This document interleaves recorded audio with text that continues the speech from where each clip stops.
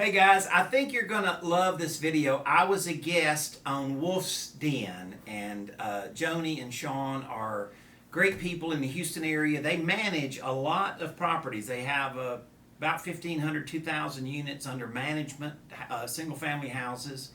But they started in the creative finance space, and you'll hear them talk about that. And they became pretty fired up in us talking about creative financing and how that would work, particularly targeting burnout landlords. So I think you're going to enjoy this show, and hopefully it'll get some nuggets for you to go out and try in the marketplace.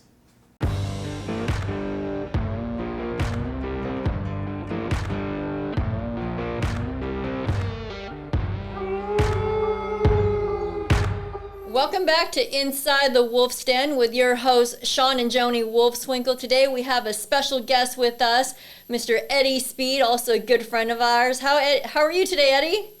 I'm good. How are you guys? Very good. Thank you so much for joining us. So just a little brief bio on Eddie. Since 1980, Eddie Speed has dedicated his professional life to the seller financing and non-performing note industry. Over the years, he has introduced innovative ideas and strategies that have positively impacted the way the industry operates today. Eddie founded Note School, which is a highly recognized training company specialized in teaching of buying both performing and non-performing discounted mortgage notes. He is the owner and president of Colonial Funding Group, LLC, which acquires and brokers discounted real estate secured notes. In addition, he also is a principal in a family of private equity funds that acquires bulk portfolios of notes. He has been a leader and an innovator in the note business for over 30 years. He will tell you that those 30 plus years have prepared him for the incredible opportunities of his current real estate market. So again, thanks Eddie for being here with us today. You have a wealth of knowledge in the real estate industry. Why don't you start out by talking a little bit about yourself, how you got started in the real estate industry? I mean, 30 years, wow. Yeah, I started a long time ago. It was actually 1980, so it was, I got lucky.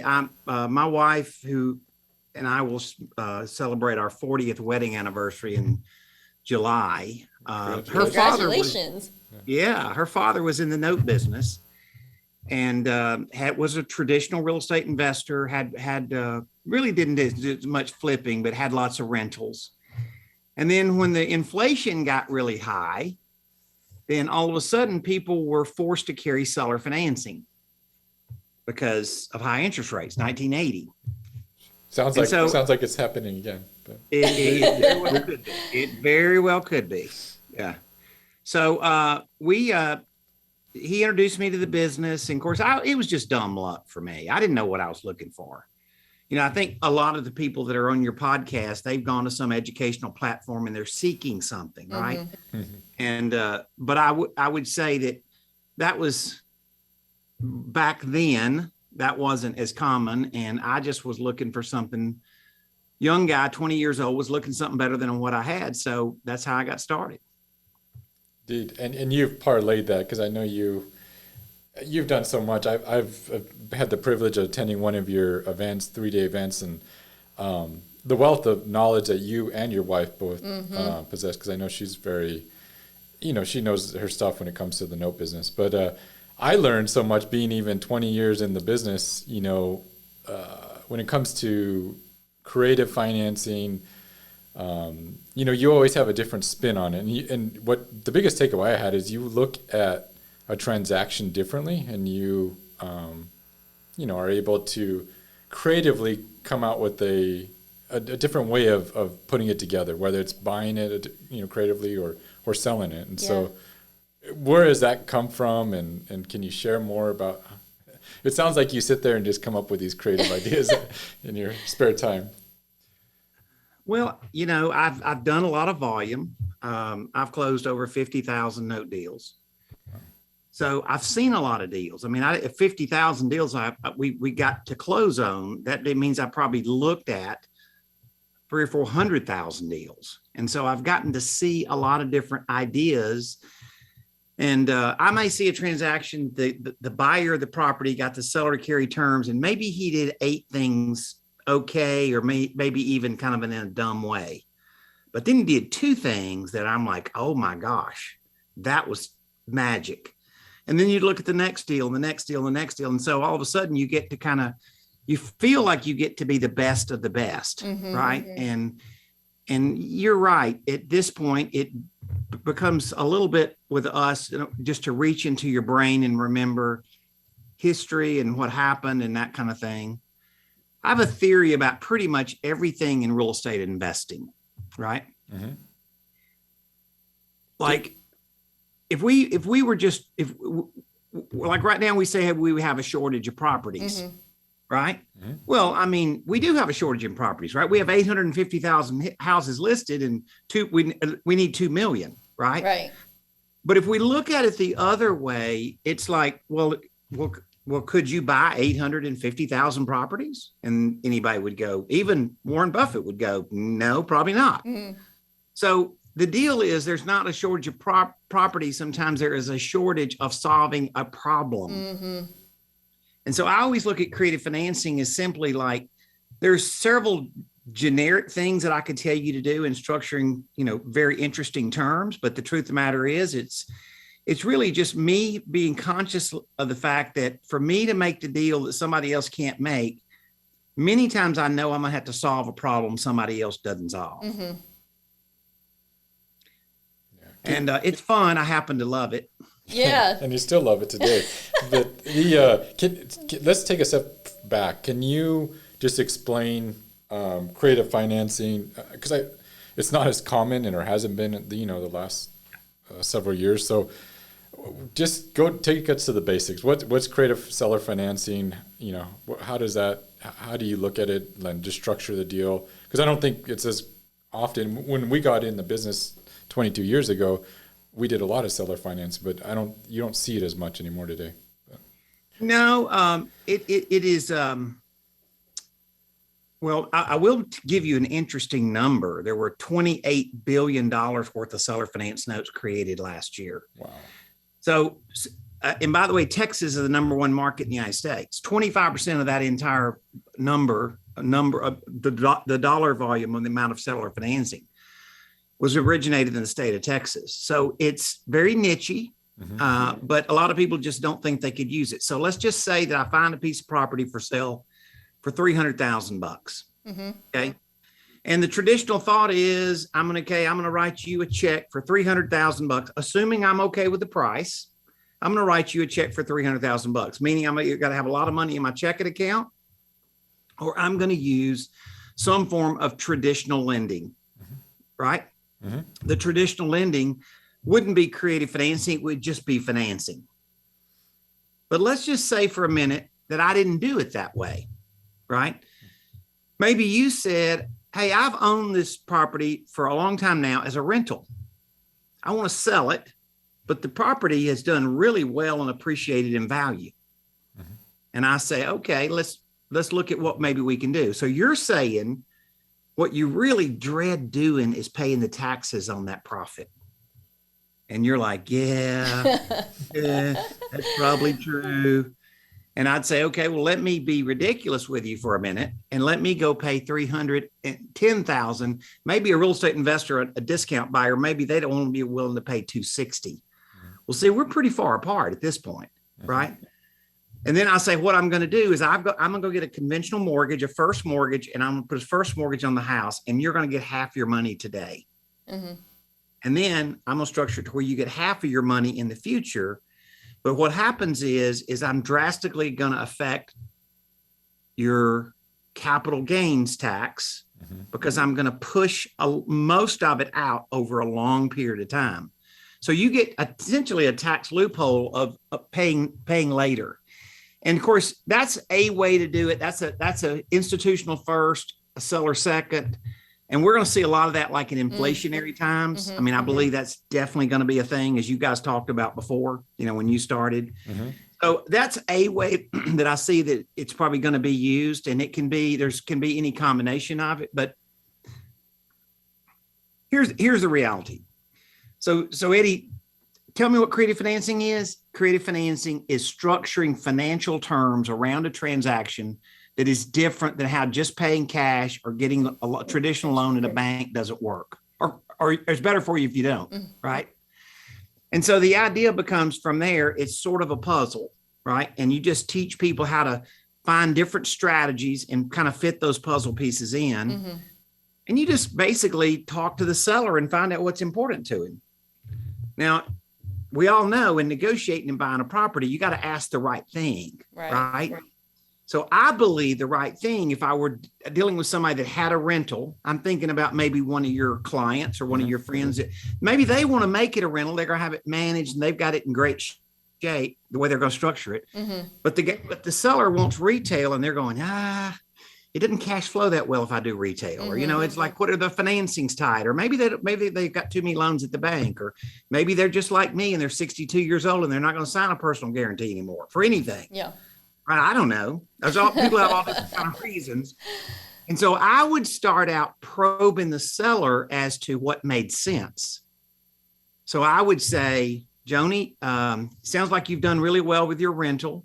You bought at one price and you've rode the market up and you're going to sell at another price. Joni goes, yeah, that's it. Any negative factors that you can think of relating to that? And I'm going to see if she's going to pick it up. And if she's not, I'm going to help her pick it up.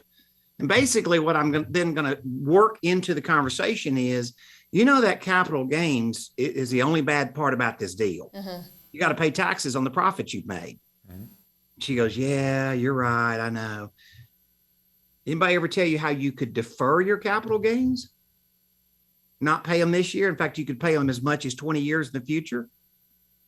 And she would go, what? So Shawn, you've heard me and I've been teaching this type of thing in some way for a long time. I mean, I set up the note system for Homevestors in 1992. Wow. Right. So I've been doing something like this a long time, but finally really listening a deeper level down to students or to the customers that we were trying to do something with, or just thinking about it. I figured out what I would do in creative financing is I would lead with the most important thing, which is there's essentially a tax loophole, an advantage to carry in terms that nobody would have thought of on their own. Now, once they carry the terms, the financing for me, all or part, then that's where my job is to be creative and structure things that are far more favorable than a bank or a professional lender would agree to. And they will. Yeah. Oh, that's brilliant. It's all about asking the right questions, right? Well, it definitely is. Yeah. So we're with all that knowledge and all that experience, and you've rode several cycles. Where do you think the market is, and where do you think we're headed? If Eddie had a crystal ball. Yeah, I'm gonna put you on the spot. Well, one of the largest house buyers in your fair city, who y'all know very well, has a voicemail into me right now about that very subject. Yeah, because he's got about a couple of hundred rental properties, and he's trying to figure out where the tea leaves are going. He's got a lot of other plays in the market. Well, I'll tell you this, you can't always take my advice, because what I would have sworn had to happen, and when the virus started, didn't happen. And so I've never lived through a pandemic before, and I've never seen things that have just gone so opposite as what was logical. But obviously we understand what happened. There was a lot of people pull their properties off the market, creating a shortage of listings, supply and demand, and all that good stuff. You just know what it leads to, correct? Correct. So here's the thing that I think. There is a lot more non-performing notes than people realize. A mutual friend of ours that's in a mastermind with us lives in Kansas City, in Oklahoma City, included me in a Facebook link last week, or he tagged me in a Facebook post, which I would just as soon he wouldn't have done, and I love him to death. The reason that I did cringed is because I find like I'm fighting some lady that's a realtor in Frisco, or I'm fighting somebody that, they don't know what they don't know. Right. I know for a fact there's 1.9 million loans that are not making a payment today, and there's 750,000 loans in forbearance. 60% of those 750,000 loans applied for a modification but the biggest majority, call it 70%, haven't made their first payment. Okay.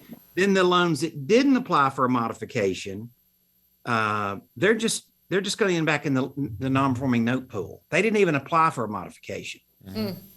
So the point is I do think that inventory can become very much affected by this. And obviously, everybody's looking at rates, and everybody's trying to do it.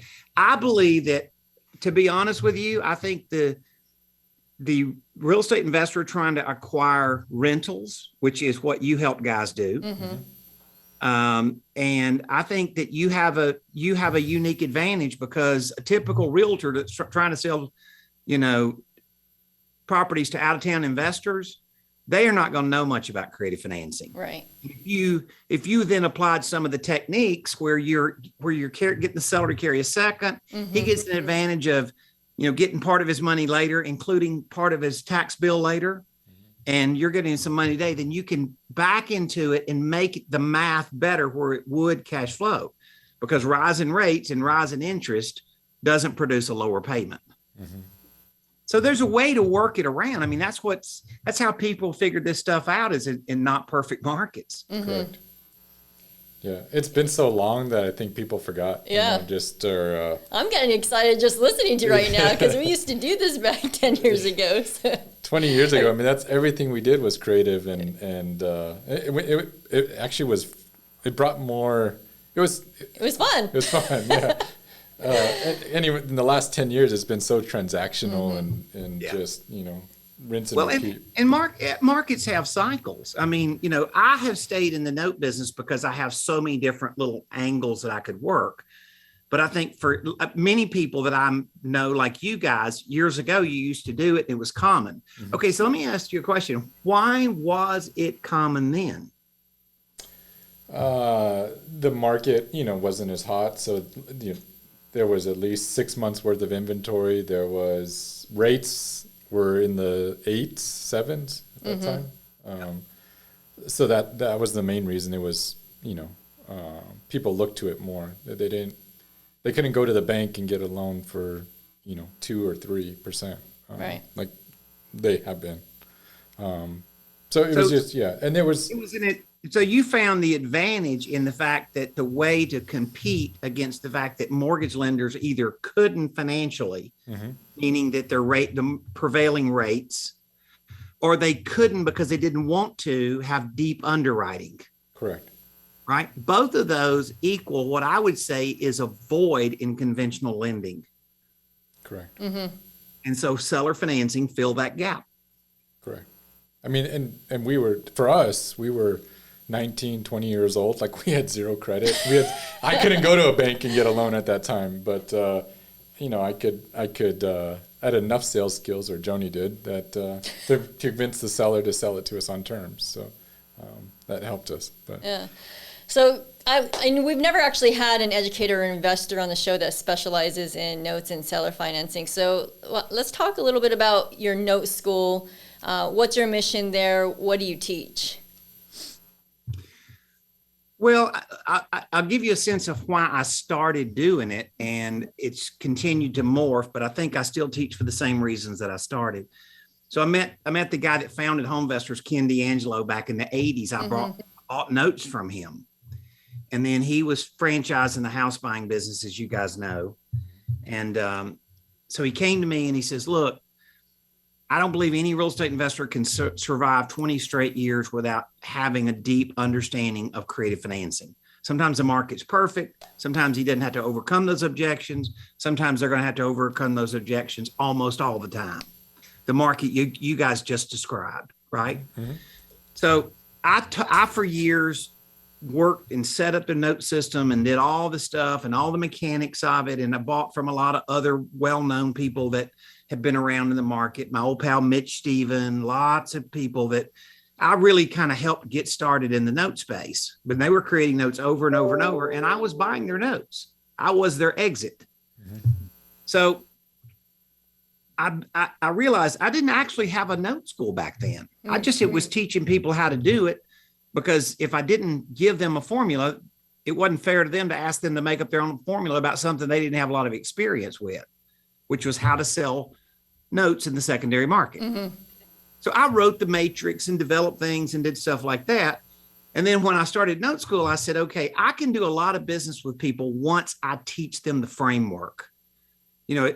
So if I taught them characteristics and underwriting and I gave them like a blueprint of what that would look like, then all of a sudden they could do it and not go out and make mistakes early in the game, which they're prone to do if somebody doesn't help them, right? No matter how seasoned you are in real estate. So that's where I started. And, I really built note school with a hope and desire that, I could put, they used to call it the golden handcuffs on somebody, right? As long as you had a great service, a fair price, so forth and so on, then they want to go do business with you because you give them the most out of it, not just because you taught them something. So I always have been a guy that wanted to figure out how to, help them along so they could, eventually we could do business together. And that's really what I still try to do today. Yeah. Do you feel like you're about to see a big explosion or growth within note school or your For sure. Yeah. Yeah.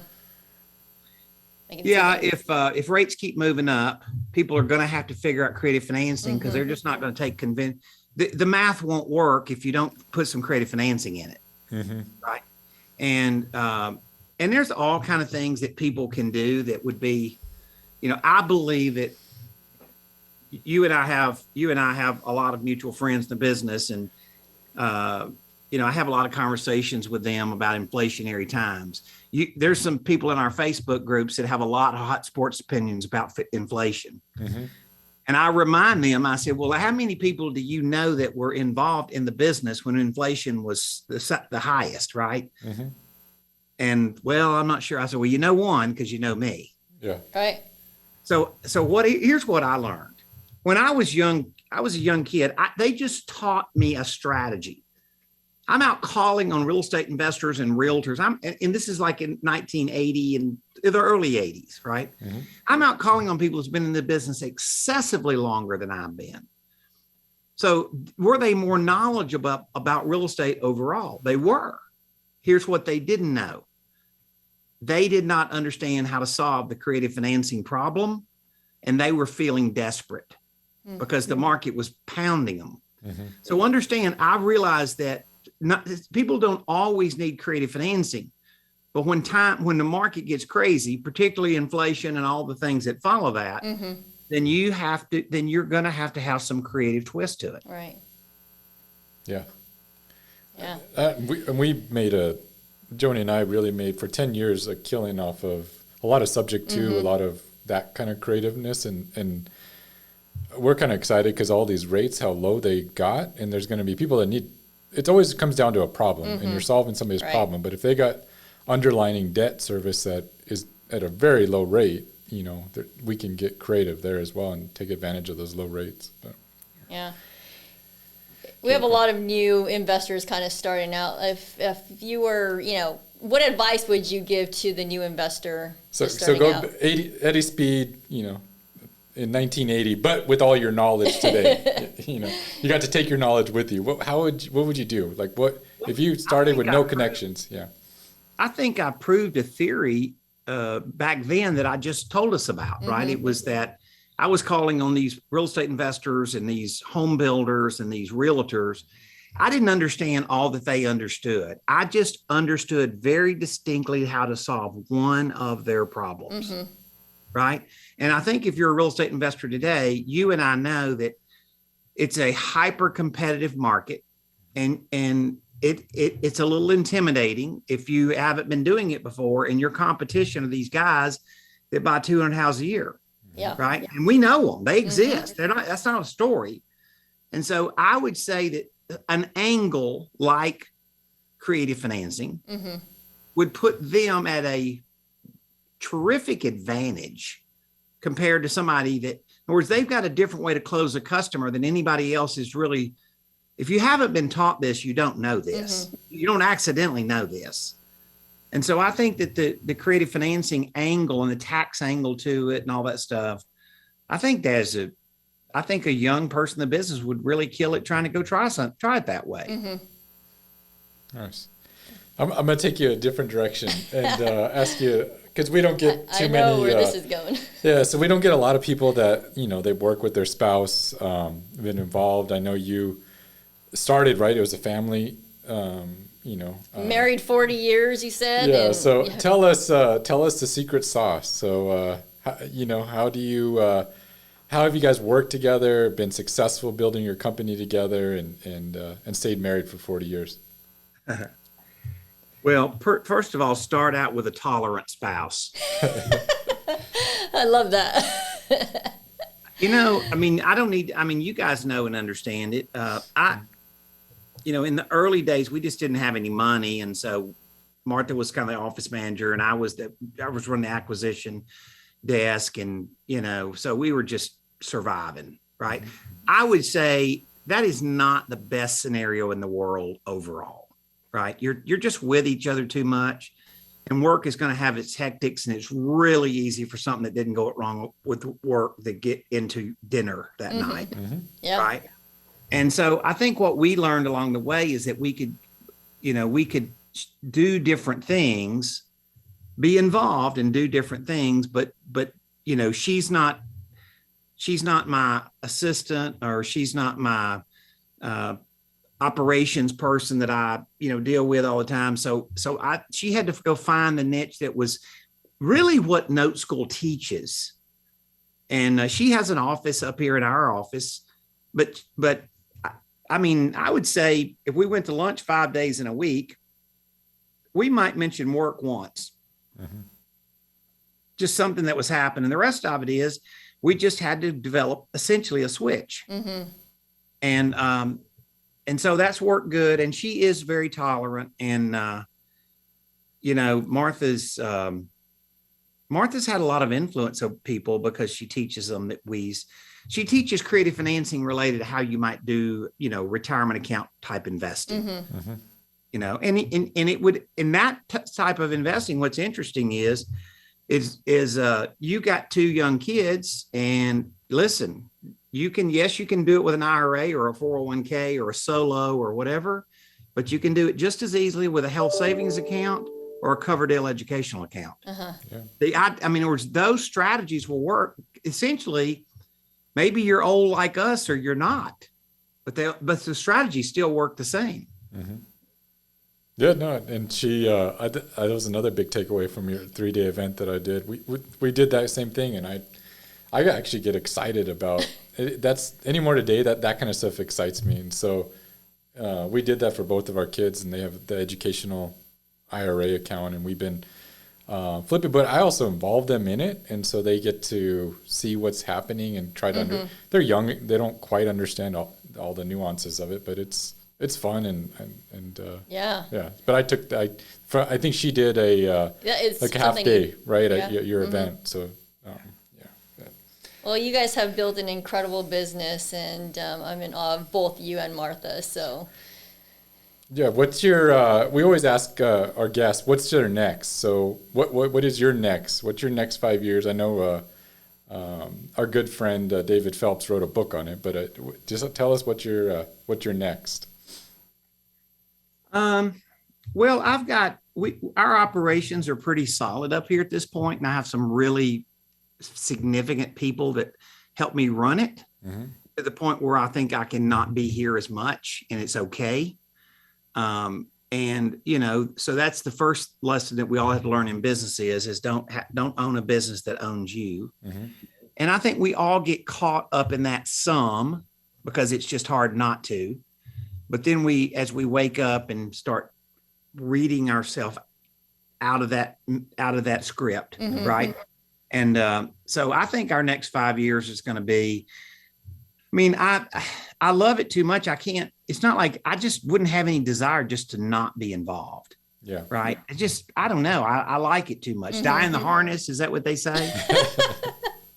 And if I didn't love it, I would have totally a different thing. Now, I understand free time and that, and I think we're working towards that, but definitely, not waking up and feeling like we're in the grind. Yeah. I think is a big key to it. So I think, there's two ways to look at it, right? I see some people that plan for what they're going to do at retirement, but not plan for how they're going to retire. So right? true. Yeah. And so I think what we've been focused on is plan how we're going to retire. And then we like a lot of things, travel and, just our kids. And so we got lots of stuff that we can fill that time with. We just been trying to figure out how we can do it, knowing that we're in a position where we're not making a risky retirement decision. So I don't know, work half-time maybe, 65% of the time. I don't know what that number is. I used to tell people when I was in my 30s that, the great thing about working for our company is you only had to work half days. So. Yeah. Is that hard for you? Well, I mean, what I meant was 6 to 6 or 8 to 8. Yeah. That's hilarious. Yeah. That's not what I don't prescribe that anymore, by the way. I don't prescribe that anymore. Is it hard to shut off for you, or is it are you able to really shut it off? No, it is. Yeah. And I have to keep my mind occupied or just kind of force myself to do it. But as I said, I don't, I'm fortunate. I think, it's funny, like we didn't discuss this before we started the podcast today, right? I mean, this is just, it comes out. I've heard this many times. And you kept talking about how fun the creative financing was and how much you enjoy it. You see what I'm saying? Yeah. Well, I mean, that's a pattern that I've noticed.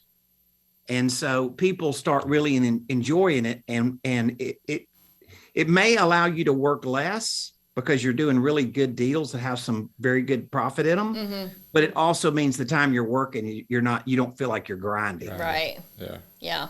I think for me, I went to school for engineering, and so math always came very easy to me and engineering. So to me, it's my way of like engineering a deal and the math part of it. And I think it's fun. Yeah. For other people, it's probably a nightmare, but for me, it's fun. But. And I just love talking to people. So. She does the talking and I engineer in the back. That's why we made a good team. Yeah. That's two perfectly good things that you can apply with this business. Because if you don't talk to them, you're probably not going to get the deal you want. Joni. So. Any current books that you're reading, or maybe your favorite book? I think that there's a lot to be said. I love the Chris Voss book, Never Split the Difference. Oh yeah, it's a good one. And I think just overall, and of course, obviously he's had a giant impact in the real estate investor world because they're sitting at the kitchen table really with a customer that feels a whole lot like they're a hostage, right? Yeah. In some way, shape, or form. And so anyway, that's a good book. I think that just makes people understand the psychology of the other side, right? Because, it's kind of what you heard me say earlier. I've seen so many people that come in there with I'm going to make a, terms offer with this. I'm going to pitch to the seller. He's going to carry terms for me. And the first thing I do is I sit down and I'm trying to get some truth serum in them. I'm trying to get them to just tell me what their real pain is so that I can back into something that would solve that pain. That's what you do, isn't it, Joni? You give them truth serum? Yes. Yeah, that's exactly what we do. So, she's good at it too. So I know she is. 5 minutes, 5 hours, whatever it takes, right? Well, how can we appreciate that today? But I want people to get involved with you. I think you have a lot to offer people. So how can people get involved with Note School, with you? And any events coming up? I know you'll be at Quest event here in Houston. But anything else that you have going on? The best way to get started with us is I've got a nice little training, not a thick book, but a meaningful book about terms, and just a little webinar training that we do. And I'll send them to that first. I mean, people need to get a little bit of an understanding before I'd say, oh, just come to a 3-day class, right? Well, it's great. I think we do a good job, but I think people have to kind of prepare for it, and they have to kind of, they'll learn better if they have a little base of knowledge to start. So that's just go to noteschool.com /get started. And that'll just take them to that's a pretty easy little path for us to do. Little reading material, little workshop, and it just kind of gives them a sense of what it could look like. Nice. Awesome. And are you on any social, or is Note School? They can follow you? Yeah. Yes. Note School definitely has a Facebook page and LinkedIn, and I would definitely encourage you guys to follow us, please. We do some fairly good podcasts on our side, particularly market updates and stuff that we do a lot of research for. So you guys do that, and we'll push out the information. I know on Eddie Speed and on the Note School. Okay. Then you can see about those podcasts and stuff. We have definitely done a lot of research, kind of read the tea leaves on the market, and we share those pretty often on there. Awesome. We'll put all that in the show notes so people can reach out and get involved with you and follow you. So thank you for today. We'll see you tomorrow at the Quest event, and looking forward to hearing you speak then. So thanks again for this time, and we'll see you all next week. See ya, everyone. Bye-bye. You've been listening to Inside the Wolf's Den, an entrepreneurial journey with Shawn and Joni Wolfswinkel. Tons of entrepreneurial podcasts are out there. Talking. But Joni and Shawn are living it every single day. Their portfolio now includes many franchises and medium-sized businesses. We talk about the trials and motivators of successfully running a business.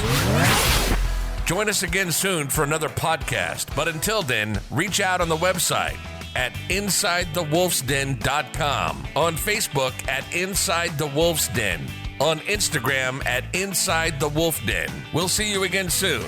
This is Inside the Wolf's Den. We'll see you next time.